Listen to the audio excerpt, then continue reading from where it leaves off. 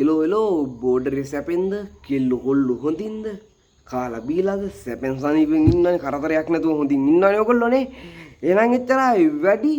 බයිලා අවශ්‍ය නැහැ වැඩි බයිලා ගැන කියවන්න ගත්තොත් නුඹලාටත් එපා වෙනවා මටත් එපා වෙනවා එහෙනම් අපි කෙලින්ම යමු වීඩියෝ එකට මචං ඔයගොල්ලන්ට පේනවා උන් ගෙනාවා පාන් අපි දුන්නා පරිප්පු කොළඹ කොල්ලු මොකද්ද ඒ කතන්දරේ ඒ කතන්දරේ ඕගොල්ලෝ බලලම තේරුම් අරගන්න එහෙනම්